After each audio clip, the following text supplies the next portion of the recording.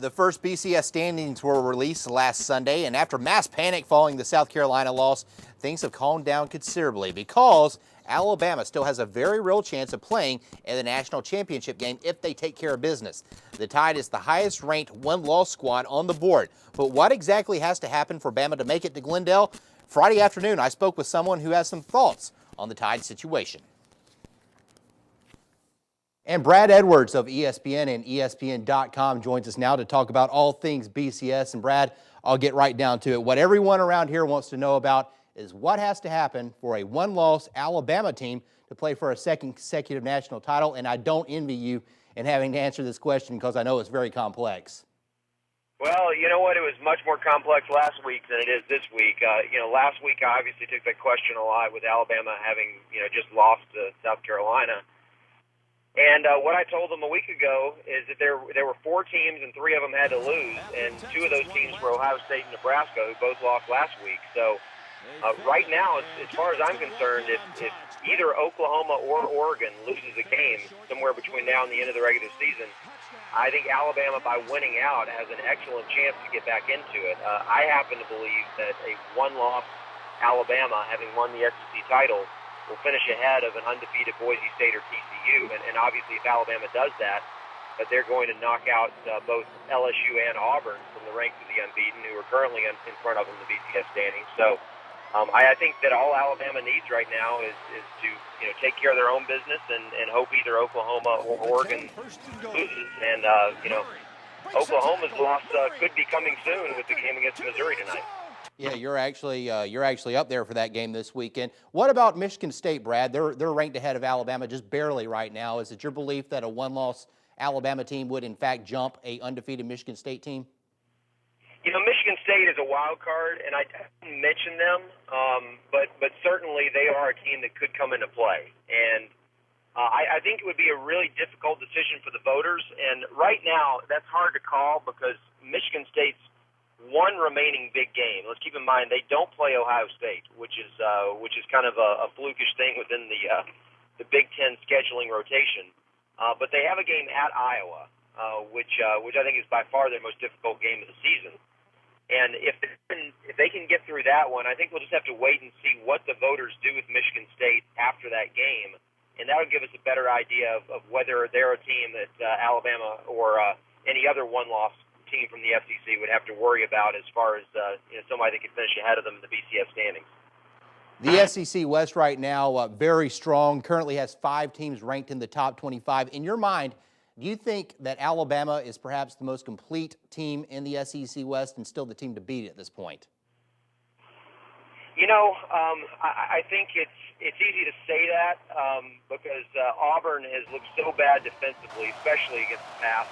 LSU struggled so much offensively, and I think Alabama's defense is starting to come around. 2 weeks ago, it might have looked bad against South Carolina, and I know Nick Saban was very upset with the way they played, but if you looked at it closely, it was almost perfect offense by South Carolina. They had a lot of the big plays they made in that game. Now, granted, there were a lot of missed tackles by Alabama on some running plays, but a lot of what South Carolina did in the passing game was just perfect throws and perfect catches. I think if there's a concern for Alabama as far as whether there's an argument against them being the most complete team, it would be that the offense has really started to struggle, especially the running game the last couple of weeks. Now, we'll see what they do against Tennessee, and I think the big thing for Alabama, and we saw them go through a kind of a mid-season slump offensively last year, and they hit the bye week before they played LSU, and they were a much better team offensively. I'll be interested to see this year if they can just get to that bye week, whether they can solve some things in the running game and have an answer for some things the defense is starting to do against them. Well, Brad, we certainly appreciate the time. Tell everybody where we can hear you on the radio today. Yeah, we'll be doing College Game Day on ESPN Radio from 11 to 6 o'clock Central Time, and it's a great show to listen to if you're tailgating and just waiting for the Alabama game to kick. Keep you updated on all the scores and the action from all the games that are going on, as well as talking about the games that have yet to start. Brad Edwards of ESPN. Brad, thanks very much for your time. Thanks a bunch. It's an absolutely perfect morning weather-wise in Tuscaloosa. I mean, you couldn't draw it up any better. Is it going to stay that way? And what's it going to be doing up in Knoxville tonight? Here's Richard Scott. Hey, Gary, yeah, absolutely beautiful Saturday morning for us. Lots of sunshine, no clouds in the sky, no rain in the forecast here in Tuscaloosa. If you got the outdoor plans, we are looking good. Let's take you over to the Tuscaloosa Tower camera where, hey, it is a beautiful Saturday morning. 49 degrees now, cool start to the day. Temperatures will quickly heat up, dry air mass in place, dry air will quickly heat. Now the sun has risen, calm wind in place, and pressure is on the rise. Elsewhere, temperature-wise across the DMA, we're talking temperatures starting to warm up a bit. 60 over in Birmingham, 49 here in Tuscaloosa as well as Demopolis, 51 over in Haleyville. If you got the outdoor plans, we're looking good weather-wise. No rain to talk about across much of the southeastern U.S. In fact, really dry conditions across southeast. Our regional radar and satellite composite showing high pressure still in place, giving us sinking air. Also, you notice towards Knoxville, Tennessee, we are looking good weather-wise as well. May have some problems towards Fayetteville, Arkansas. A game happening there today with some severe storms for the game. For Knoxville, we're talking nice conditions. Our kickoff forecast couldn't ask for better weather. In fact, we're talking temperatures heading for the lower 70s by the time we start off game time. John and Gary, back to you guys. And thank you, Richard. Coming up next on Crimson Tide Kickoff, our SEC Roundup. We'll be talking LSU and Auburn. Did the Bayou Bengals head coach Les Miles give Auburn some bulletin board material this week? Or were his comments about Cam Newton misunderstood? And later, we'll talk about the great history of the Alabama-Tennessee series. Tider Insider TV's Rodney Orr will be on board to talk about Johnny Majors, Bear Bryant, and much more. Stay tuned. You're watching Crimson Tide Kickoff, presented by AT&T and Alpha Insurance.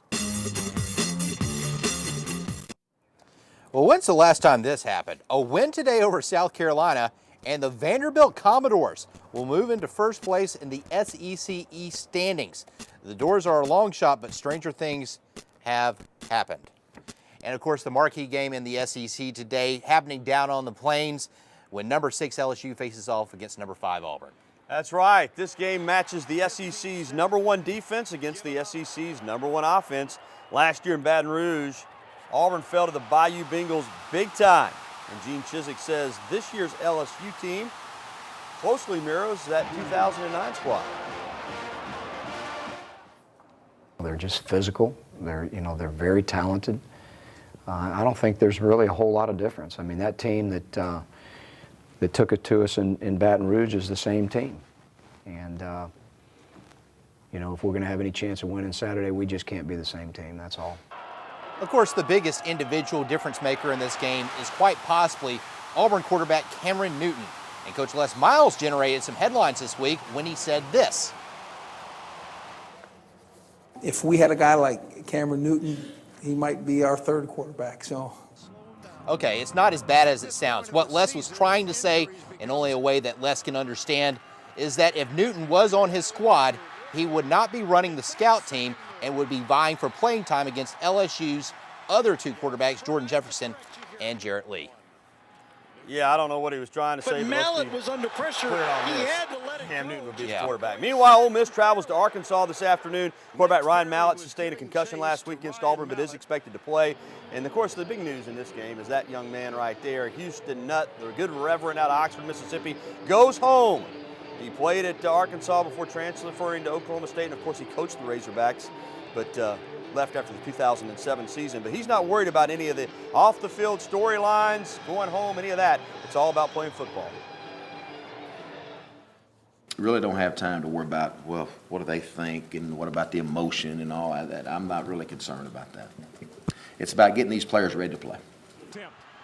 And can you believe it? For the first time since 2001, Mississippi State is ranked in the AP Top 25. That after defeating Florida in the Swamp last weekend. Tonight, they face UAB. The Bulldogs enter the game with a boatload of confidence. The offense believes in the defense believes in the kicking game, the kicking game believes in the offense. It's all everybody working together for a common goal. It leads to a very confident group of people.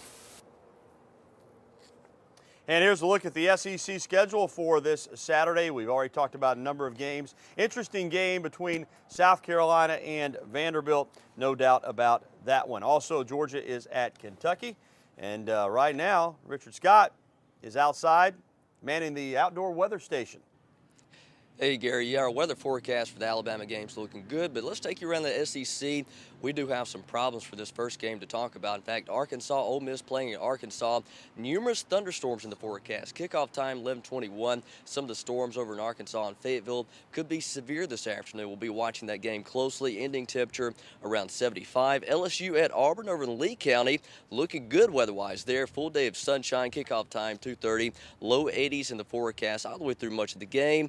And finally, Georgia at Kentucky.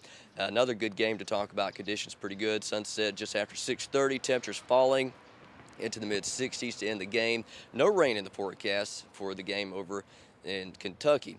John and Gary, we've got the kickoff forecast for the Alabama game happening over in Tennessee. We've got that coming up a little bit later in the show. All right, Richard, thank you very much. Still a lot more to do this morning on Crimson Tide Kickoff. Why did Alabama linebacker and Tennessee native Dante Hightower choose the Tide over the Vols? This is an interesting story we're going to tell you coming up. Good choice. But up next, the dapper one, Rodney Orr of TiderInsider.com and Tider Insider TV will join us to talk about the history of this great series between Alabama and Tennessee. Don't go anywhere. You're watching Crimson Tide Kickoff.